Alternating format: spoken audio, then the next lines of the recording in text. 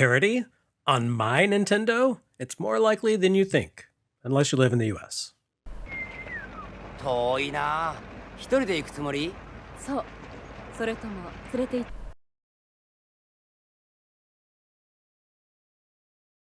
A bit of housekeeping this week.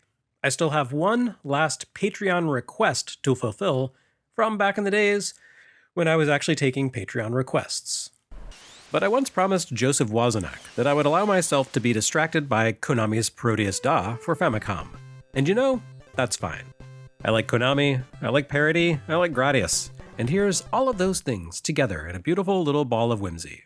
Of course, this is yet another Konami shooter that never made its way to the US. Japan got Parodius. We got that helicopter shooting gallery that you control with a Dragon Ball Scouter. I like Konami, but sometimes it felt like they didn't like us. But that's inevitable, I guess. Unlike with Gradius 2, I don't believe technological constraints prevented Parodius from being localized. Europe got this one, and they weren't allowed to have any fancy custom Konami Famicom memory chips over there either. I'd say instead, it's the content. And I don't mean salacious content or the fact that you blow up an eagle dressed in American colors. As this very home port demonstrates, Konami wasn't above making content edits for the sake of being suitable for a given audience. Parodius made its way to a bunch of home systems back in the day, including Game Boy, Super Famicom, and the inevitable near-perfect conversion to X68000. Of all of those ports, the Famicom release underwent the greatest number of changes. It dropped quite a few levels, probably due to storage limitations, but in return it added a bunch of secrets and bonus areas not found in any other release of the game.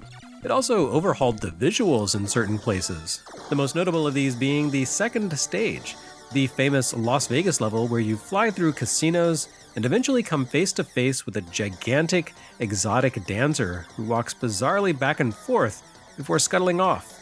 The dancer, named Chichibinta Rika, lost her naughty hip shake for Nintendo's consoles, and on Famicom, she disappeared entirely, and her stage received an overhaul.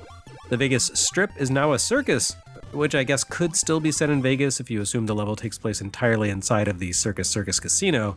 However, Rika has been fired and replaced with a circus ringmaster named Miss Mishitarina, who dresses in full-body coverage, including a top hat, and does nothing of interest whatsoever with her midsection.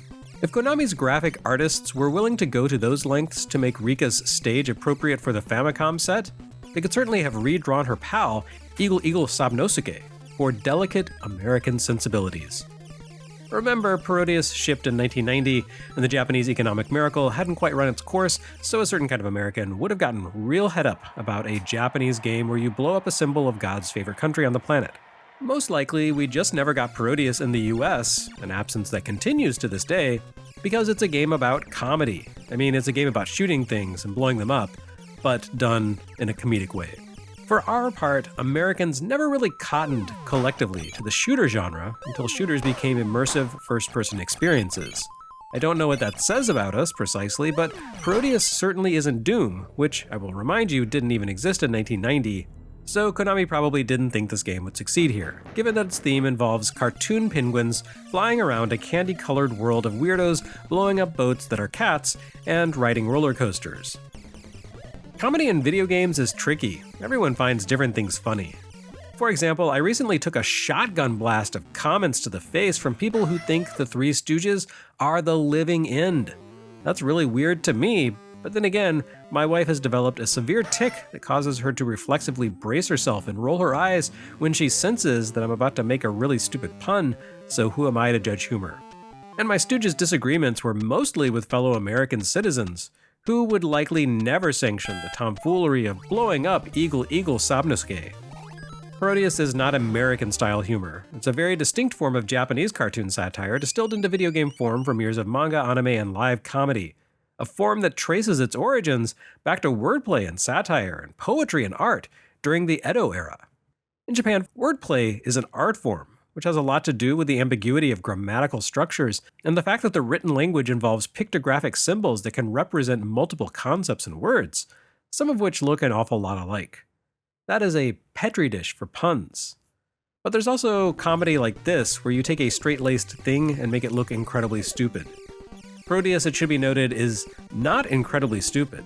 It is in fact a clever and engaging take on the Gradius formula.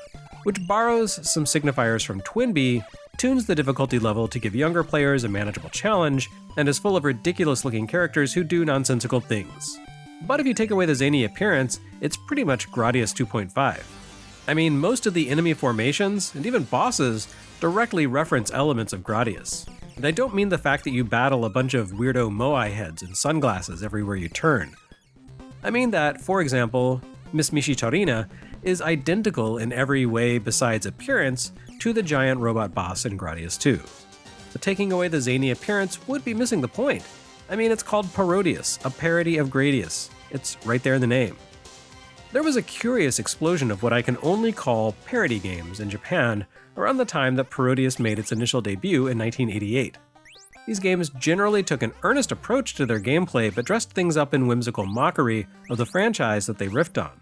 Konami seems to me the clear leader in this regard, with their semi-comedic, semi-Metroidvania platform action mashup YY World landing on Famicom around the same time that Parodius appeared in arcades. The same year also gave us biomiracle Bokute Upa, which isn't strictly a satire, but certainly applies an unserious, cartoonish theme to a fairly demanding action game. Around that time in history, you also began to see things like JJ and Jeff, a nonsensical action game featuring Manzai comedians Kato and Ken, Splatterhouse Wanpaku Graffiti, and Monster Party. Japanese arcade and console games in the 80s loved to borrow imagery from Hollywood hits and homegrown hits alike, and the advent of parody games often put a funny spin on that tendency while retooling the games to appeal to younger audiences. In that sense, the lineage of these games probably finds its real inflection point in 1985 with the launch of the SD Gundam line. When fan enthusiasm transformed the cult 70s anime Mobile Suit Gundam into a pop culture sensation in the early 80s, Bandai and Sunrise wasted no time in attempting to franchise and merchandise the property. That led to theatrical compilation films and a new TV series, but also to video game spin-offs and other merch. By far the most impactful of these efforts was a gashapon capsule toy line called SD Gundam World, which presented the series' trademark combat mecha as chunky little baby versions of themselves. Cartoons and video games about these new interpretations of popular robot suits soon followed. This coincided with the debut of the dopey but fun Godzilla-kun for MSX, the basis for the US Game Boy Godzilla cart. It also lined up with a pair of hardcore shooting games that dressed up their sharp difficulty with comical pastels, Sega's Fantasy Zone and Konami's own Twinbee. Combine all of these events and influences and you begin to understand the shape of the incubator that resulted in the advent of the parody game. Slapstick comedy, dumb puns, visual gags, all hung on a framework of existing properties, retuned to appeal to tweens rather than teens and university students. Comedy-centric games existed in the US too, but generally on home computers, which meant they were geared toward an older audience. Hence the droll tongue-in-cheek of an Infocom or Lucasfilm Games adventure, or the spicy leering and compulsory sexual harassment of the Leisure Suit Larry games. Those things probably existed in Japan too. The funny stuff landed on consoles. You know, for the kids. And that's really how you're meant to understand Parodius, I think. Not so much as a cutting satire of Konami's shooters, but rather as a sort of friendly introduction to the Gradius games. If you come into Parodius as a Gradius fan, you'll certainly get a kick out of the references and reinventions of familiar material. Yet I think ultimately Parodius, at least on Famicom, was meant to be experienced from the other direction. This is meant to be potentially your first Konami shooter, where the scuttling ringmaster lady is just a weird behemoth you meet in the circus, not a bonkers reskin of a familiar bad guy.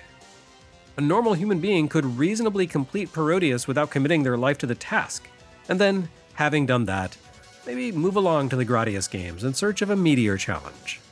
It's probably not a coincidence that Parodius Da debuted around the same time that Gradius 3 hit arcades as the most notoriously difficult of all the Gradius games. Use spin-off Parodius Da as your training wheels before subjecting yourself to the cool new but holy crap utterly impossible proper sequel, Konami seemed to be saying. In order to pull off that inverse appeal, Parodius builds its action around the actual principles of Gradius. It operates with the same cyclical progression. You approach a stage through space, and mop up bad guys, use the icons they drop to selectively power up your ship, then advance into a stage proper where you eventually face a boss or two before returning to open space. Oh, sorry, did I say ship? That's only 50% likely to be true. Although you can play as either Gradius' Vic Viper, a space fighter, or Twinbee, an Opa-Opa-like character who's a little guy but also a spaceship. You can also play as distinctly non-spaceship characters. There's Pintaro, the son of the penguin protagonist of Antarctic Adventure, and there's Taco, an octopus. These guys seem to be able to weather the vacuum of space just fine, and each one can wield a lot of deadly combat weapons, somehow. In fact, each character functions as a weapons loadout. The character select screen here isn't just a chance to pick your favorite ship skin. It also works like the weapons loadout select in Gradius 2 and 3, with each ship, or not ship, representing a different selection of abilities. Vic Viper is your Gradius 1 build, with a twin gun and a blocky forward shield option. Twinbee represents, well, Twinbee, or Stinger if you're nasty. Meanwhile, with his twin missiles and ripple laser, Taco plays like he's straight out of Life Force, while Pintaro's surface glide missile, beam laser, and bubble shield put him at the cutting edge of Gradius 3. As Nintendo would later demonstrate with Donkey Kong 94 by giving Mario the ability to backflip his way to the top of the first stage in a matter of seconds, bringing one game's skill set into a different game can lead to interesting results. That's certainly true here, and not just because Pintaro is flying around a reskinned version of Gradius 2 with a Gradius 3 skill set. The native Gradius character, Vic Viper, amounts to hard mode in Parodius. Guest character Twinbee, with its insanely powerful rocket punch and triple shot spread, is easy mode. This, in addition to the game's 3 difficulty options, makes it a great entry-level, choose-your-own experience for the Gradius series. Well, Gradius-ish. The whimsy of Twinbee appears here not only in the comedy vibes, but also in a more material sense, as that series' bell-based power-up system factors into Parodius. Basic yellow bells simply award points, but shooting the bells, a la Twinbee or Capcom's 1943, causes them to cycle through different effects, including 1-ups, smart bombs, and the best one of all, a flashing power-up that causes you to grow in size temporarily and fly around, invincibly. The mere fact that you can be invincible for several seconds in a Gradius framework should tell you that this is not necessarily a game with the cruel things you'd expect from a Konami shooter. I mean, it's still cruel. The one addition that Parodius makes to the Gradius power-up bar is a new Interrobang selection, placed right between Option and Shield. The Interrobang is not a power-up, but rather a power-down that strips your fighter of all of its hard-earned upgrades and reduces you back to your fighter's meager base level. Gradius games are infamous for how difficult they become when you die and lose your upgrades, so you might wonder why anyone would select this item. Well, the answer is that no sane person would do that by choice. But Parodius mixes things up by occasionally giving you power-up capsules that trigger a roulette that sends the selection cursor spinning through selections. This is great if you barely have any upgrades at the time, because it could easily net you an advanced ability like an option or powerful weapon, if your luck holds. But if you're fully loaded for bear, the roulette has about a 1 in 3 chance of hitting the Interrobang space and stripping you down to nothing, usually right before a boss. When this ill fortune falls upon you, you will come to understand that it is literally the worst thing that has ever happened to any person in the history of the world, and I'm not even exaggerating. It is one of the most demoralizing things that can happen in a video game. Again, the moderate difficulty level on all but the highest settings makes this a more approachable game. And the fact that the bosses and stages are utterly ridiculous takes on Gradius standards certainly feeds into that. Once you fight your way through a series of goofy moai heads and flying syringes, the first level takes place on a sea, in space mind you, where you eventually face a pirate ship that is also a giant kitten, with paws for oars and, inexplicably, a periscope in place of a mainsail mast. There's the aforementioned circus stage, a haunted castle that admirably refrains from obvious Castlevania references, instead incorporating an interactive roller coaster into its spooky setting as one does. A fortress made of desserts, an ice palace, and eventually, a techno fortress powered by penguins, where you battle the inevitable Gradius final boss that pretty much just sits there helplessly while you blast it. Although the final boss is set up like the Zaris brain boss at the end of Gradius, this boss is in fact a giant octopus. And not just any octopus, but Taco's own father. This may remind you of the final boss of Fantasy Zone, where you have to destroy Opa-Opa's father.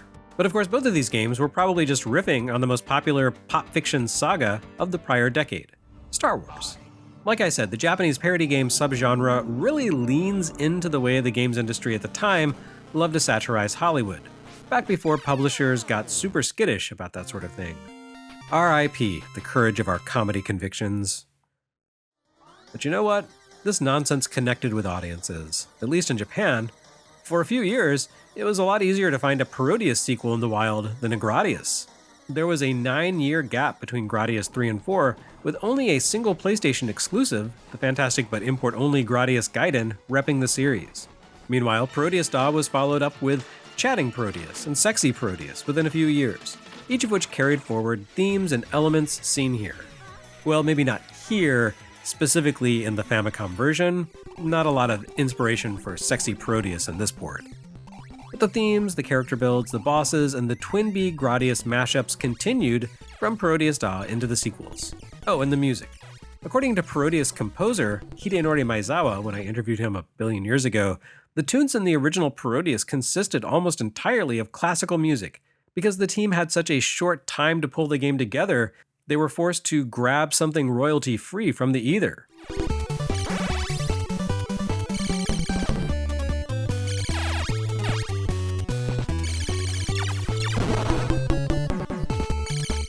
But that choice kind of worked with the silly vibes of the game, in a Bugs Bunny sort of way.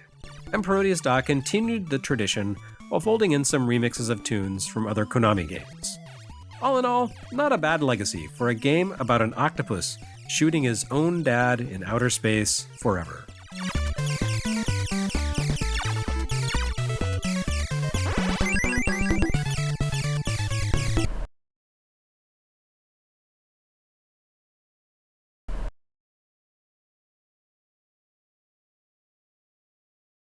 Next time on NES Works Gaiden? I'm not actually sure, but isn't the unpredictability what makes all of this so interesting?